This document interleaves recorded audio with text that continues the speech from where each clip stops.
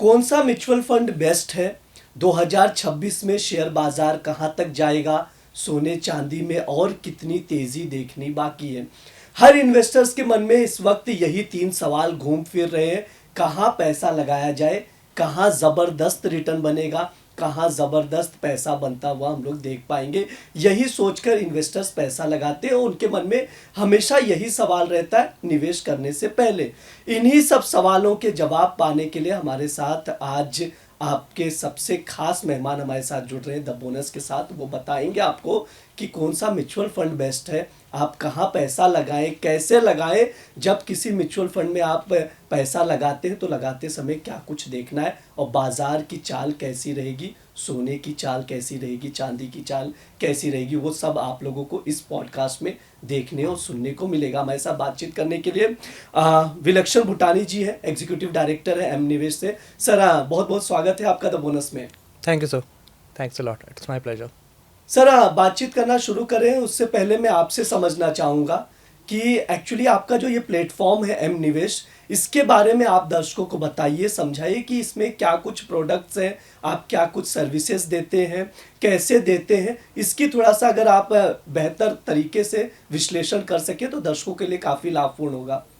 Sir M निवेश जैसे कि हमारे काफ़ी दर्शक जानते होंगे, because I have a very good share of community, but वहाँ पे एम निवेश एक होलिस्टिक अप्रोच के साथ हमेशा आगे बढ़ा है। तो ऐसा नहीं कि मैं सिर्फ एक स्पेसिफिक प्रोडक्ट फॉलो कर रहा हूँ या हम एक स्पेसिफिक प्रोडक्ट का डिस्ट्रीब्यूशन कर रहे हो। क्लाइंट के साथ जब हम बात करते हैं, किसी इन्वेस्टर के साथ, किसी निवेशक के साथ, सबकी रिक्वायरमेंट सिर्फ म्यूचुअल फंड नहीं होती, सिर्फ इन्वेस्टमेंट्स नहीं होती, साथ साथ health insurance. But as very well said, do not put all your eggs in a single basket. तो उसके हिसाब से PMS, AIF, gift cities, unlisted bonds, unlisted securities, आपका कॉर्पोरेट FDs, बहुत आज की डेट में बहुत सारे प्रोडक्ट्स हो गए। एंड एम निवेश following all the holistic approach, तो वो सारे प्रोडक्ट्स अपने पास सिंगल बास्केट में रखता भी है। सर हम आपसे समझना चाहेंगे इसकी जर्नी की शुरुआत कैसे हुई? मतलब आप फर्स्ट जनरेशन है, आपने ही शुरुआत की एम निवेश की, कि आपके पिताजी ने की, आपके दादाजी ने की? एम निवेश की शुरुआत कैसे हुई? Sir very well question. तो I am the second generation in this business, ठीक है। मेरे से पहले मेरे फादर एंड मदर इस बिजनेस को प्रॉपर्ली कंटिन्यू कर रहे थे, and the company was incorporated in 2006, but otherwise my father has been in this industry since 1988 और 89 समथिंग, ठीक है। In 2019, I joined after my BTech in Biochemical Engineering. During that joining bonus, उस time पे था कि father ने joining करवाते वक्त भी एक थोड़ा सा हिचक था, नो डाउट, ठीक है, because I was coming from an engineering background, I and was more inclined towards the research and the experimental kind of a situation. Monotonous life नहीं चाहिए थी, ठीक है। सो या उस टाइम पे my father gave me a joining bonus of a Toyota Glanza, उस time पे रिसेंटली लॉन्च भी हुई थी। तो that's how the journey started. Since legacy की वजह से तो नहीं ना, ऐसा कि फादर का चल रहा है वही बिजनेस, वही मैं कंटिन्यू कर लूँ, या खुद का भी आपका डीप इंटरेस्ट था अभी भी? Sir I would opt for the third option. Legacy वाला भी सिनेरियो नहीं था कि मुझे लेगेसी कंटिन्यू करनी है। Father was well handling it, ठीक है। तो एज सच मेरी उस टाइम पे कहीं पे कोई ज़रूरत नहीं थी in the company. But and second option you gave कि थोड़ा सा इंटरेस्ट वाला पार्ट, तो यह interest part was there, but not as such. Mutual funds बचपन से ऑलमोस्ट सुनते आए रहा हूँ मैं, घर पे कुछ ना कुछ म्यूचुअल फंड इंश्योरेंस चलता रहता था। तो या that striked an interest, but not as such to pursue. तो स्टार्टिंग में father gave me an option की 3 महीने 4 महीने ज्वाइन करके देख, and in the first month only I got the interest कि हाँ, कि मोनोटोनस वाला पार्ट नहीं है इस इंडस्ट्री पर। चलो आपने म्यूचुअल फंड का जिक्र भी कर दिया, उसी पर हम लोग आने वाले थे, बातचीत करने वाले थे। समझना था कि म्यूचुअल फंड कितना ज़रूरी है और कैसे निवेश करना है, वो सब हम समझेंगे एक एक करके आपसे, क्योंकि वो टॉपिक ही आज का डिस्कशन का पार्ट है। सर सबसे बेसिक सवाल है, मतलब हो सकता है सभी को इसका जवाब पता है, लेकिन जो शेयर बाज़ार में खुद से निवेश नहीं कर सकता, समझ नहीं पाता है उसे कौन सा शेयर खरीदना है, कौन सा नहीं खरीदना है, या कमोडिटी में नहीं निवेश कर पाता, वो समझ नहीं पाता, तो ऐसे में म्यूचुअल फंड उनके लिए कितना ज़रूरी हो जाता है, कितना इंपॉर्टेंट रोल प्ले करता है आम इन्वेस्टर्स के लिए? सर आज की डेट में अगर मैं बोलूँ तो आम इन्वेस्टर के पास एक्चुअली जो ऑप्शन बचती है, कीपिंग इन माइंड जितना रिस्क है, जितनी रिसर्च आज की डेट में चाहिए, you have to be up to date to the Indian and the global news, ठीक है। तो उसके हिसाब से mutual fund is a very good option. Investor को अपनी साइड से कोई रिसर्च नहीं करनी। स्टॉक्स के लिए 3-3:30 तक आपकी मार्केट चलती है, 3:30 के बाद ट्रेडर्स अपना 5-6 बजे तक अपना लैपटॉप पे रिसर्च करते हैं, following the global. Mutual fund में आपने एक बार इन्वेस्ट करा and there is a fund manager which you are already paying for, वो आपके लिए रिसर्च कर रहा है। And the first thing, as a investor जो निवेशक होगा उसके पास हमेशा एक पैसिव सोर्स ऑफ न्यूज़ आएगा, ठीक है। एंड द फंड मैनेजर्स जिनका 10%, 15%, 5% एलोकेटेड है, they get a earlier news as well, earlier source of news. तो एक इन्फॉर्मेशन गैप भी रहता है इंडस्ट्री में, जो एक म्यूचुअल फंड और रिटेल इन्वेस्टर्स कभी भी पूरा नहीं कर पाएंगे। From that perspective mutual fund is a good option sir. Okay, मैं आपसे समझना चाह रहा हूँ, जैसे आप लोग जब भी ये चीज़ें ड्राइव करते हैं तो क्लाइंट से जब अप्रोच होती है, क्लाइंट से बातचीत होती है, तो क्लाइंट को कैसे मतलब समझाते हैं ये चीज़ कि ये चीज़ क्यों बेस्ट है? मतलब म्यूचुअल फंड में आप स्मॉल कैप ले लीजिए, लार्ज कैप ले लीजिए या मिड कैप ले लीजिए, आप कैसे समझाते हैं क्लाइंट को कि आपके लिए क्या बेस्ट है? सर आजकल ये समझाने वाला पॉइंट थोड़ा सा इजी होता जा रहा है, ठीक है। मार्केट में पेनिट्रेशंस सपोजिटली थोड़ी थोड़ी दिख रही है, ठीक है। लोगों को एटलीस्ट पता है आज की डेट में म्यूचुअल फंड के बारे में, चाहे वो इन्वेस्ट कर रहे हैं या नहीं कर रहे हैं। बट वहाँ पे भी हमें कुछ ना कुछ डिफरेंट क्वायरीज आती है। They have seen some bad phase in the mutual fund segment, वहाँ पे वो दूध के जल गए। अब आज की डेट में छाछ भी फूकने से पहले वो कहते हैं नहीं, मेरे को बैंक की एफडी ही सही लगती है। तो उनको इन्वेस्ट करवाना, एक किसी नॉर्मल आपका अंडर ग्रेजुएट स्टूडेंट्स, आज की डेट में we run many IIPs in colleges and आपके स्कूल्स में, तो वहाँ पे भी हमें एक अच्छा खासा रिस्पॉन्स दिखता है। सिखाने के लिए सर हमेशा हम शुरू में क्लाइंट को यही बोलते हैं कि आप कुछ मत करिए, आप 1000-2000 से सिर्फ चलाइए, ठीक है। वो धीरे धीरे जैसे जैसे उस इन्वेस्टर को वो अमाउंट बढ़ता हुआ दिखता है, उसको रिटर्न्स दिखती है, यहाँ की इंट्रिकेसी समझ आनी शुरू होती है। वो अमाउंट कब 2000 का 10,000 हो जाता है, कब 10,000 का 50,000 हो जाता है, उसको भी नहीं पता चलता। तो mutual fund is a habit of discipline. आपने जिक्र किया एफडी का, तो मुझे याद है जैसे मैं जब मेरे पिताजी को कहता हूँ कि कहीं इन्वेस्ट करना है तो एफडी को प्रेफर करते हैं। अगर मैं उनको कहूँगा म्यूचुअल फंड और ये हो, तो कहते नहीं, ये सब शेयर बाजार का खेल है, इसमें नहीं फंसना चाहिए। तो क्या क्लाइंट भी आपसे इन चीज़ों का जिक्र करते? कभी ऐसा क्लाइंट मिला है आपको? हाँ सर, बहुत क्लाइंट्स मिलते हैं। That's why we offer corporate FDs as a product as well. क्या है उसमें एग्जैक्टली? कॉर्पोरेट एफडीज में सर जैसे अभी आप अपने फादर की बात कर रहे थे, he would be actually talking about bank FDs. तो जो कॉर्पोरेट एफडीज होती है वो आपके एनबीएफसीज हो गए, जिनको also as bank requires a fund to distribute loans.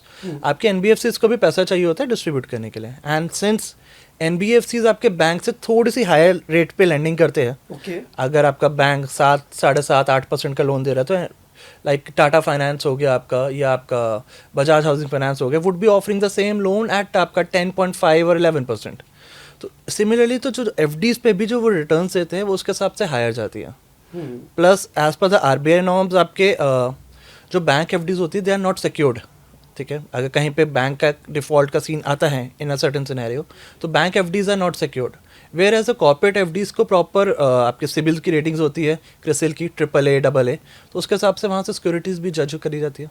तो client is getting a secured product with a higher interest rate. और क्या चाहिए सर एक इन्वेस्टर? जी बिल्कुल। एक चीज़ आपसे और समझना चाहेंगे कि जैसे भी हम लोग बातचीत भी कर रहे हैं चीज़ें, और धीरे धीरे डेप्थ में भी जाएंगे। जब भी स्ट्रैटेजी की बातचीत आती है, जैसे मार्केट चेंज होता है, जैसे आप 2025 ले लीजिए, बहुत खास परफॉर्मेंस नहीं रहा है। निफ्टी की बात की जाए तो 9-9.5% का रिटर्न दिया है। तो ऐसे में क्लाइंट भी आपके ऊपर वो बोलते होंगे कि नहीं, मुझे रिटर्न कम मिल रहा है, मुझे और रिटर्न क्यों नहीं मिल रहा है? ये प्रेशर आप लोगों के ऊपर भी आता होगा, तो उसको कैसे मैनेज करते हैं आप लोग? सर ये जो पैनिक वाले बटन्स है, ये निवेशकों का हमेशा साथ साथ चलते रहता है। As a MFD, as a mutual fund distributor, हमेशा हमारा कभी भी काम यही नहीं रहा कि क्लाइंट को कौन सा स्कीम अच्छा बताना है, ठीक है। स्कीम्स आप जो मर्जी दे दीजिए, they are going to perform आज नहीं तो कल, ठीक है। उसमें इक्विटी का रिटर्न्स है, जैसे जैसे GDP का अपनी कंट्री ग्रो करेगी, इक्विटी की मार्केट में म्यूचुअल फंड्स में रिटर्न्स यूजुअली आई जाती है, ठीक है। तो scheme selection has never been the priority with our clients, and allocations can still भी मैनेज, जैसे जैसे टैक्टिकल कॉल्स हुई। तो जिन्होंने एलोकेशंस गोल्ड की तरफ लास्ट ईयर तक नहीं करी हुई थी, आज वो कहीं ना कहीं पछता रहे हो गए। तो allocations calls, scheme calls may और may not go always right और रॉन्ग, ठीक है। We are also human, so we also make mistakes. But अपना other purpose, the main purpose comes from the MFD is panic के time पे investors को संभाल के रखना. जैसे आपका जब इंडिया पाकिस्तान का वॉर हुआ था, ठीक है, तब काफ़ी इन्वेस्टर्स से हमारे जो मार्केट अपने एग्जिट कर गए थे. इवन आफ्टर हमने उनको बताया कि नहीं, it's just a short term, ठीक है, मार्केट में कहीं पे कोई दिक्कत नहीं है, India has strong foot. But वो इन्वेस्टर्स नहीं समझे and they exited the money. And I don't know whether it was luck और समथिंग वॉट. जैसे ही क्लाइंट ने एग्जिट करा अराउंड 11:30 और 11 ही उसने क्लाइंट लिंक्स अप्रूव करे. By 3:30 market close very good ऊपर. तो वो बेचारे ने सिर्फ जो 2 घंटे 6 घंटे की जो पैनिक सेलिंग आई उसके कारण अपने फंड्स लूज करे. एंड मार्केट जो टिका रहा वो मार्केट में बहुत अच्छी रिटर्न्स ला. वैसे सर आप कैसे देख रहे हैं, क्या मार्केट का फ्यूचर कैसे देख रहे हैं, 2026 कैसा रहने वाला है ये साल मार्केट के लिहाज से, शेयर बाजार के लिहाज से? Sir from optimistic point of view market ने लास्ट 1.5-2 साल से रिटर्न्स नहीं दिए. तो I am also expecting good returns this time, ठीक है. मार्केट में थोड़ा सा बट अभी भी स्टेबिलिटी नहीं आई है, वॉलेटिलिटी इज देयर. इंडेक्सेस में भी आपको दिख रहा होगा सिर्फ अभी आपका फाइनेंशियल सेक्टर इंडेक्स थोड़ा सा अच्छा परफॉर्म कर रहा है, जबकि बाकी आईटी, फार्मा, मैन्युफैक्चरिंग नहीं कर रहे हैं. जबकि बजट जो आया था अभी recently that was also very good from the manufacturing point of view, exports point of view. तो वहाँ पे थोड़ा सा दिखना चाहिए था. एंड म्यूचुअल फंड्स के अगर आप रिसर्च करेंगे तो आपको दिखेगा investors are moving toward hybrids and multi assets and large cap. तो मार्केट अभी राइट नाउ डिफेंसिव मोड में है, ठीक है. थोड़ा सा करेक्शंस या थोड़ी सी मार्केट और स्टेबल होनी चाहिए ताकि इन्वेस्टर्स का एक बार विश्वास वापस आए. But keeping that point of view aside, markets otherwise are good. GST collections high हो रही है, इंक्रीज हो रही है. इंडिया की इकोनॉमी में कहीं पे कोई प्रॉब्लम नहीं है. Global economies, US is volatile, Russia is volatile, China is volatile. तो वो चीज़ें चलती रहेगी एंड अगले 3-4 साल 5 साल चलती रहेगी. और जब तक ट्रम्प है तब तक चलती रहेगी. कह सकते हैं सर, बट ये भी नहीं पता. Devil you know is better than you don't know. तो माइट भी जो ट्रम्प के नेक्स्ट है उसका भी हमें नहीं पता. एग्जैक्टली. ठीक है. तो जो चीज़ें हैं जैसे रशिया यूक्रेन वॉर के साथ आपको मार्च 21 में there was a very huge fall in the markets जब वो वॉर शुरू हुआ था. बट धीरे धीरे वी स्टेबलाइज्ड. H1 के बाद, H1N1 के बाद मार्केट गिरी, कोरोना के बाद मार्केट गिरी. तो हमारी इंडियन पॉपुलेशन बहुत जल्दी अडेप्ट कर जाती है and market is also absorb them very good. तो शॉर्ट टर्म पैनिक्स है, बहुत जल्दी रिजॉल्व कर जाएंगे एंड वो रिटर्न्स में भी हमें दिखने चाहिए. रिटर्न्स का जिक्र किया आपने, तो जितना हम लोग ने 2025 का डेटा देखा, गोल्ड सिल्वर की बात की जाए, सिल्वर 150% से ज़्यादा का रिटर्न दिया, गोल्ड ने भी बेहतरीन रिटर्न दिया. 2026 के सिर्फ एक ही महीने में इतना रिटर्न की पूछो मत. मतलब मैं अभी डेटा भी देख रहा था, सिल्वर ETF देखे तो 190% से ज़्यादा रिटर्न, गोल्ड ETF देखे तो 80 से 90% का रिटर्न. क्लाइंट भी इस चीज़ को बोलते होंगे कि अप्रोच चेंज करने के लिए, क्योंकि मार्केट से बहुत ज़्यादा म्यूचुअल फंड्स में इक्विटी वाले सेगमेंट से बहुत ज़्यादा रिटर्न आया नहीं अब तक. तो गोल्ड सिल्वर की ओर मूव कर रहे हैं क्लाइंट्स भी. सर थोड़ा सा पर्सपेक्टिव इसमें हमें हल्का सा चेंज करना पड़ेगा. आपने रिसेंट रिटर्न्स की जो बात करी, आपने गोल्ड एंड सिल्वर तो गिन लिया, बट अगर हम थोड़ा सा मार्केट में पीछे जाए तो 2021 में, कोविड के काल में, 2022 में तो इक्विटी ने भी बहुत अच्छी रिटर्न्स दी थी. आपके डिफेंस फंड से कुछ उन्होंने 120% एक साल में दिया था. There was some small cap funds and flexi cap funds, उन्होंने भी साल में 110%, 120% रिटर्न दिया. तो सर ये मार्केट है, इसमें उतार चढ़ाव हमेशा रहेंगे, ठीक है. कभी कोई सेक्टर चलेगा, कभी कोई नहीं चलेगा. तो जो मेजर स्ट्रैटेजी आती है, आपकी एलोकेशन सही होनी चाहिए. स्ट्रैटेजिकल एलोकेशंस आपके रिस्क प्रोफाइल, एज के हिसाब से, आपके टेन्योर्स के हिसाब से सही होनी चाहिए. टैक्टिकल कॉल्स तो चलती रहती है. आज गोल्ड एंड सिल्वर चल रहा है तो हमने भी या वी वर ऑल्सो थोड़ा सा लेट थे कैच करने में, ठीक है. बट आई थिंक वो ये गलती हमेशा होती है. बेस्ट एलोकेशन क्या है, रेशियो क्या होना चाहिए, क्योंकि ये सवाल अब भी बना हुआ है. जैसे हम लोग जितने भी एक्सपर्ट्स को सुनते आए हैं या हर जगह पढ़ते हैं, 10 से 15% कहा जाता है गोल्ड सिल्वर का एलोकेशन होना चाहिए. क्या आपको लगता है इस तेज़ी के बाद जिस तरह से हमने रैली देखी गोल्ड सिल्वर में, रेशियो में चेंजेस होना चाहिए? सर रेशो में चेंजेस आ रहे हैं आपके already. Mid cap and small caps में इस बार नेट इनफ्लोज भी ऑल्सो 23%, 24% डाउन है. लार्ज कैप में शिफ्ट इमिजिएटली आपको वो दिखा है. लार्ज कैप में इनफ्लोज बड़े हैं. And I am talking about the lumpsums. SIP flows are not changing, ठीक है. आपका गोल्ड में 100% से इनफ्लोज इंक्रीज हुए हैं. सिल्वर्स में, मल्टी एसेट्स में, हाइब्रिड्स में, बैलेंस एडवांटेज फंड्स में इनफ्लोज इंक्रीज हो रहे हैं. तो या the general public is changing their allocations, वो तो साफ एविडेंट है. And going forward I think थोड़ा सा mid cap and small cap की तरफ भी एक्सपोजर लेना चाहिए, बट डेडिकेटेड फंड्स की जगह पे आप फ्लेक्सी कैप या मल्टी कैप फंड्स प्रेफर कर सकते हैं depending on the risk profile. वहाँ से उनको small cap, mid cap, large cap के एक्सपोजर्स मिल जाएगा. Rest can be done through multi asset funds. अगर बिल्कुल सिंपल साफ सुथरी प्लेन वनीला अप्रोच, तो flexi cap with multi asset, उनको सारी चीज़ें ऑलमोस्ट थोड़ी थोड़ी मिल जाती हैं. एक चीज़ मैं आपसे समझना चाहूँगा सर कि जैसे हम लोग देखते हैं ट्रेडर्स हैं, ठीक है, एफएनओ में ट्रेड कर रहे हैं, डेरिवेटिव मार्केट में ट्रेड कर रहे हैं, लेकिन म्यूचुअल फंड इन्वेस्टर्स भी कुछ तरह ट्रेडर्स जैसा बिहेव करने लग गए. जैसे बहुत सारे लोग, मेरे दोस्त भी मिलते हैं, निवेश किया, लमसम डाला, जो भी है, अब 15 दिन के बाद चेक करते कितना रिटर्न बना. इवन गोल्ड सिल्वर जिस तरह की रैली आई थी उसमें ट्रेडर्स जैसे बन गए थे म्यूचुअल फंड इन्वेस्टर्स. उन्हें क्या सजेशन देना चाहेंगे सर? वो जो आप लोग लॉन्ग टर्म बताते हैं उसका कैलकुलेशन पार्ट थोड़ा सा विस्तार से समझाइए कि वो कितना इम्पोर्टेंट है. सर, जो आपने ये सिनेरियो बताया है कि लोग ट्रेडिंग म्यूचुअल फंड्स में ट्रेडिंग कर रहे हैं, हाँ. ये कंसेप्ट आपको ज़्यादातर डायरेक्ट के इन्वेस्टर्स में मिलेगा. ठीक है, जहाँ पे उनके पास कोई एमएफडी नहीं है उनको समझाने वाला. ठीक है, उनको दिखता है उनके लिए it's just another product as stock आपका, या कमोडिटी हो गया या फॉरेक्स हो गया. उनको 15% रिटर्न दिखती है, 1% का एग्जिट लोड दिखता है, तो 14% नेट रिटर्न आ गई. उसके ऊपर 20% का टैक्स है, वो दे दिया, काम ख़त्म, 5-10% कमाई आ गई.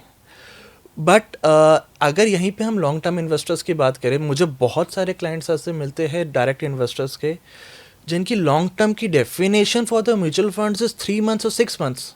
उनको LTCG के बेनिफिट्स हो गया आपका, जहाँ पे आपका every year every pan card पे आपको 12.5% का टैक्स रेट लगता है इंस्टेड ऑफ 20% जो शॉर्ट टर्म में आता है.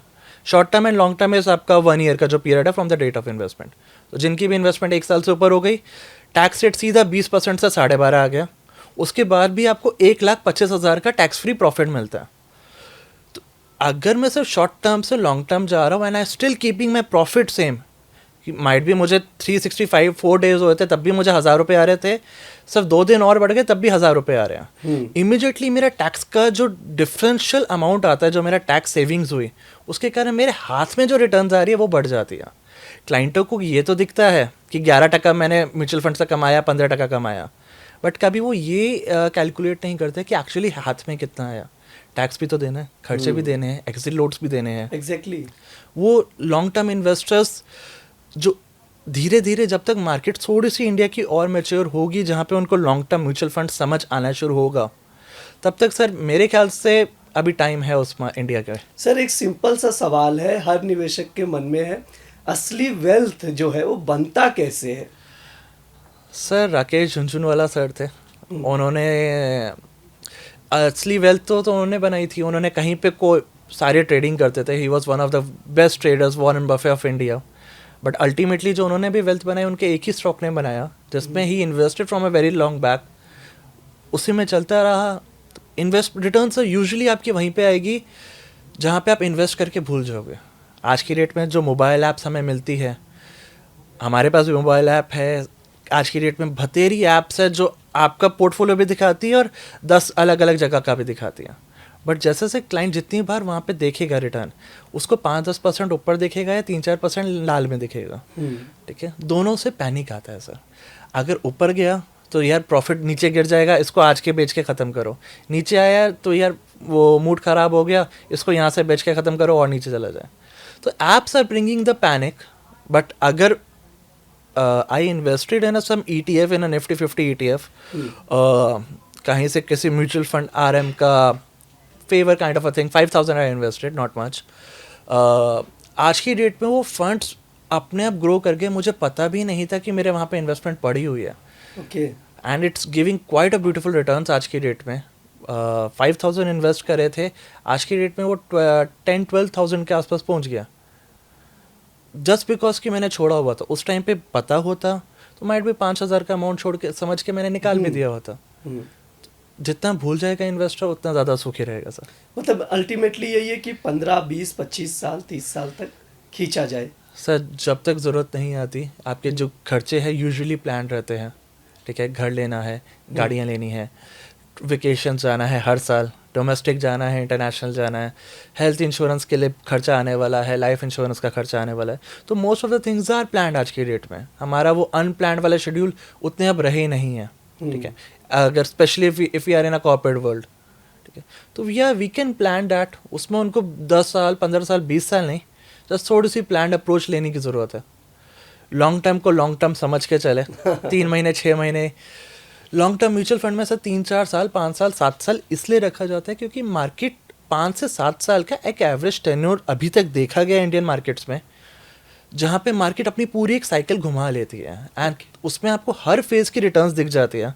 तो कहीं ना कहीं आपको 70-60% फेजेस में आपको रिटर्न आ रही होगी, तो you get a good return. आपके लॉस में होने के चांसेस कम होते चले जाते हैं। But since investors are not staying up to 1 साल 2 साल भी नहीं रुक रहे अभी आजकल, जितने आपके ये न्यू एज इन्वेस्टर्स आए हैं, तो वहाँ पे उनको वो चीज़ रिटर्न्स का मतलब भी नहीं दिख पा रहा। और वही रिटर्न्स, उनको ही रिटर्न्स भी नहीं आई है सर इस साल भी। सर एक चीज़ जो मुझे आया क्वेश्चंस अभी, जैसे मार्केट की वॉलेटिलिटी की बात होती है, रिस्क फैक्टर की बात होती है, और गोल्ड सिल्वर में हमने ज़बरदस्त रैली देखी, 4 लाख के ऊपर चांदी गई, लेकिन वैसी गिरावट भी आई, 2.5 लाख पे आ गई। सर इस तरह का रिस्क अगर कोई ना लेना चाहे तो क्या मल्टी एसेट एलोकेशन ठीक रहता है? बहुत अच्छी ऑप्शन है सर। इसको थोड़ा सा विस्तार से समझाइए। सर आज की डेट में सिर्फ अगर गोल्ड एंड सिल्वर के एलोकेशन पॉइंट ऑफ व्यू से, तो आपके पास उसमें भी मल्टीपल ऑप्शंस आज की डेट में आ गई हैं। Multi asset is a very good approach, जहाँ पे आपके मल्टीपल एसेट क्लासेस में भी रिमेन डाइवर्सिफाइड। आपका डेट भी आता है, गोल्ड सिल्वर, आज की डेट में कुछ में रीट्स एंड इन्वेस्ट भी आ रहे हैं, ताकि आप रियल एस्टेट एंड इंफ्रास्ट्रक्चर में भी आप इन्वेस्टेड रहे। And equity and arbitrage are obviously the categories, ठीक है। बट आज की डेट में कुछ कैटेगरीज में आपके पास गोल्ड एंड सिल्वर के हाइब्रिड फंड्स भी आ रहे हैं, जहाँ पे फंड मैनेजर के पास ऑप्शन होती है कि वो एलोकेशंस को डायनामिकली चेंज करता रहे। तो through that they can maintain a higher allocations in the gold and silver and still be very कि उनका रिस्क क्या लेना है, तो वो फंड मैनेजर बीच में कंट्रोल कर रहा है। बट अगर फिर भी रिस्क ज़्यादा कंजर्वेटिव है, they don't even know when to exit the commodity market overall, तो multi asset is then a very good approach. वो बैलेंस्ड अप्रोच है। सर एक चीज़ समझना चाह रहे हैं, जैसे हम लोग इक्विटी फंड देख रहे हैं, कोई बहुत ज़्यादा परफॉर्मेंस नहीं देखने को मिला, ऐसे में सर कितना टाइम वेट करना चाहिए, कितना समय इंतज़ार करना चाहिए कि उसमें अच्छा रिटर्न दिखे, उसके बाद अगर तब तक ना दिखे तो हमें चेंज कर लेना चाहिए फंड? सर म्यूचुअल फंड जैसा भी बात हुई, it's a long term product, ठीक है। अगर किसी ने कभी दिलवाया होगा तो उसने हमेशा दिलवाया या खरीदा हिसाब से होगा कि 3-4 साल के बाद या 5 साल के बाद चाहिए, ठीक है।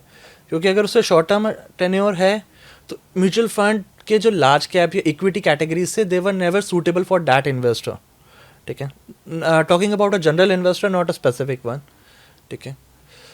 तो जैसे जैसे आपकी अब 1 साल रिटर्न्स नहीं आई है, 1.5 साल रिटर्न्स नहीं आई है, बट मार्केट का सर यूजुअली हमेशा ये हिसाब रहा है कि अगर 1-1.5 साल रिटर्न नहीं दी है, तो जो अगले 1-1.5 साल में पूरा टाइम बराबर की आपको रिटर्न ब्याज के साथ दे के जाती है। तो अगर किसी को आज नहीं आ रही तो और 1 साल वेट करे, 6 महीने वेट करे, उनको वो रिटर्न जरूर दिखेगी ही दिखेगी। कुल मिलाकर ये बात है, ये समझने की ज़रूरत है कि इंतज़ार करना पड़ेगा थोड़ा। ओके सर, एक चीज़ और समझेंगे हम आपसे कि कॉमन सवाल रहता है आजकल हर किसी के मन में कि बेस्ट म्यूचुअल फंड क्या है, मतलब कहाँ पर लगाएं, स्मॉल कैप में लगाएं, मिड कैप में लगाएं, लार्ज कैप में लगाएं, फ्लेक्सी कैप में लगाएं, कहाँ लगाएं पैसा जहाँ पैसा बनेगा, बेस्ट म्यूचुअल फंड क्या है, ये सवाल मतलब आम आदमी पूछता ही पूछता है, मैं आपसे समझना चाहूँगा। सर सबसे इजी एक प्लेन वनीला अप्रोच है जो कोई भी इन्वेस्टर मार्केट में आज नया आ रहा है या 10 साल 15 साल से यहाँ पे काम कर रहा है, तो फ्लेक्सी कैप और मल्टी एसेट का जो आज की डेट में कॉम्बिनेशन चल रहे हैं, ठीक है, उसके अंदर आप कमोडिटी, इक्विटी, डेट, सारी चीज़ें, स्मॉल कैप, लार्ज कैप्स, सारे एलोकेशंस आप इक्वली डाइवर्सिफाइड रहते हो, ठीक है। जितनी आपको रिटर्न्स चाहिए, flexi cap funds would slightly perform better than the multi assets, ठीक है। तो उसके कारण उसके हिसाब से जो इन्वेस्टर है वो अपनी एलोकेशंस इन 2 फंड्स में चेंज कर सकता है, ठीक है। बट जैसे जैसे इन्वेस्टर मैच्योर होता जाए, उसको कहीं पे कोई साथ में एडवाइस देने वाला मिलता रहे प्रॉपरली, तो उसके हिसाब से वो थोड़ा सा अपने आप को और प्रॉपर मार्केट्स में, कोर प्रोडक्ट्स में भी सेगमेंट कर सकते हैं, जहाँ से वो बेटर मार्केट से रिटर्न्स ले पाए। Otherwise a combination of multi asset and a flexi cap will work best for most of the clients.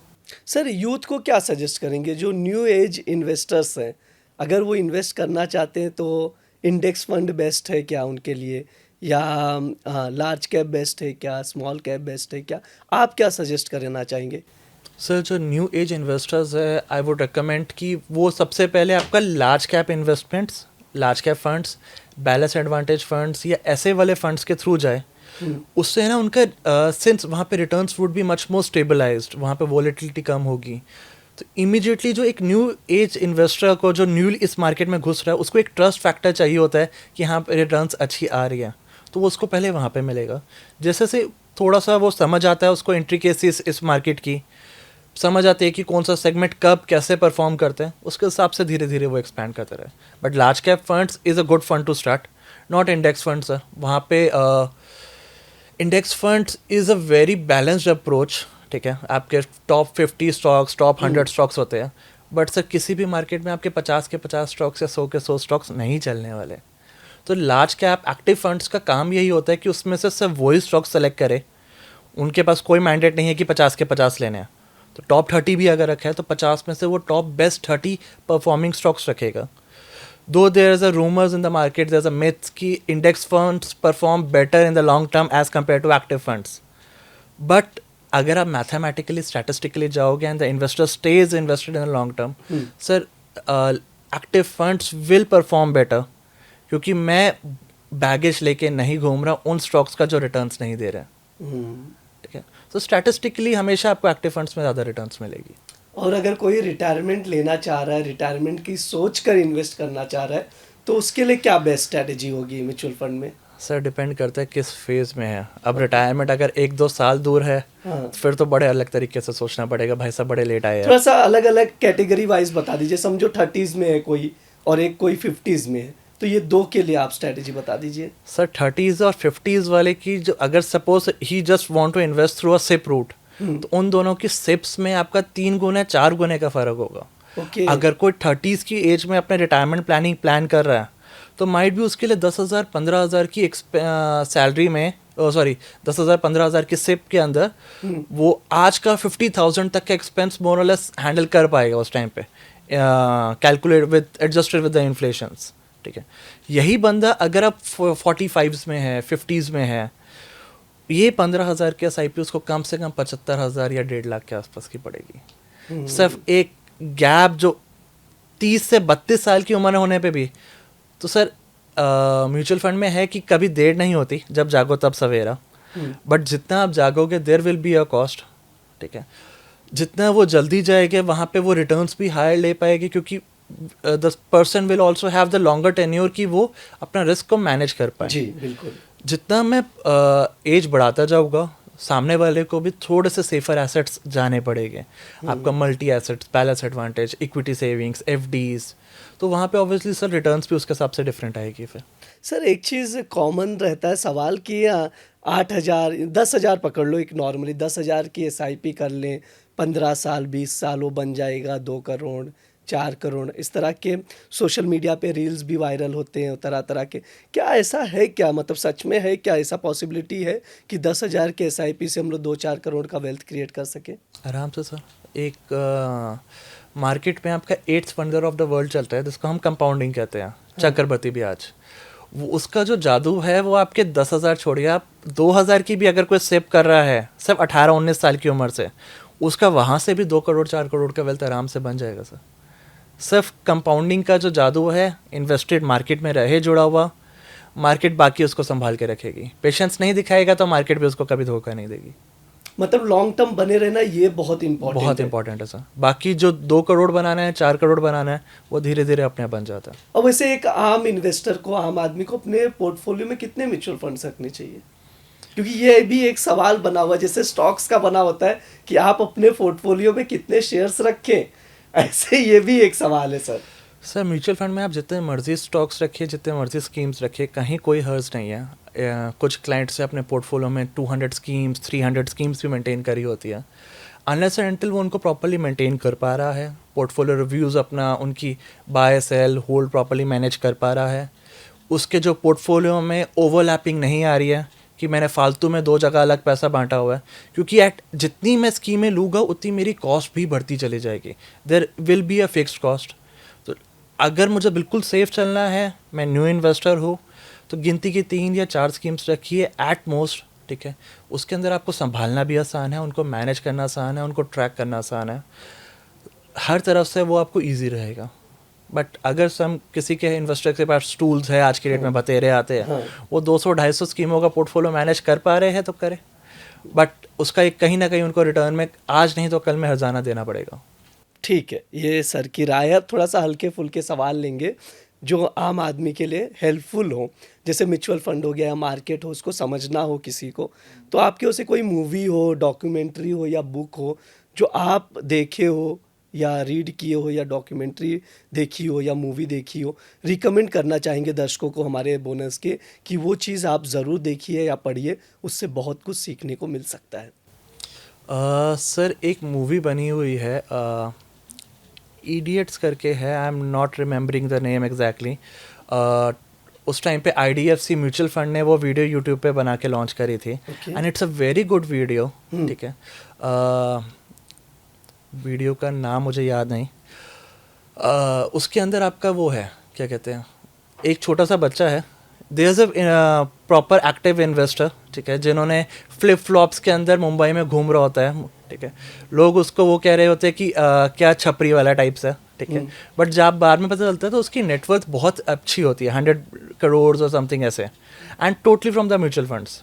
उसी को प्रेरित होते हुए एक छोटा सा बच्चा होता है, I think he would be in 6th standard और 7th स्टैंडर्ड, वो वहाँ से जो नानी दादी से जो 100 रुपये, हज़ार रुपये मिलते रहते हैं इंडियंस में, तो उसी को इन्वेस्ट करते करते उसने वहाँ पे अपना 3-4 लाख का पोर्टफोलियो बना लिया, and he still in 6th and 7th grade. तो दैट डिसिप्लिन, दैट हैबिट जो बहुत जल्दी आज की जनरेशन में इनबिल्ट हो रहा है, curriculums have also changed CBSE के, तो उसके हिसाब से पेनिट्रेशन आ रही है, तो बहुत अच्छी वीडियो है।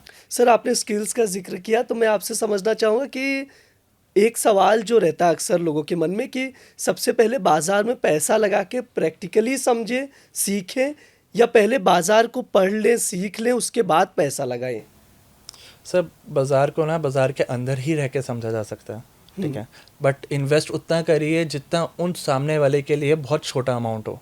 आज की रेट में अगर मैं 2000 रुपीज़ की या 5000 रुपीज़ की बात करूँ, तो आज की रेट में लोग आराम से इतना कहीं भी जाते हैं, एक मूवी आउटिंग पे भी जाते हैं तो आराम से लगा देते हैं, तो आज की रेट में it's a very nominal amount, but किसी के लिए वो 100 रुपीज़ 200 रुपीज़ भी हो सकता है, ठीक है। तो वहाँ से वो इन्वेस्ट करे, धीरे धीरे मार्केट में 2 महीने 3 महीने 6 महीने भी रहेंगे, उनको चीज़ें धीरे धीरे समझ आनी शुरू हो जाएगी।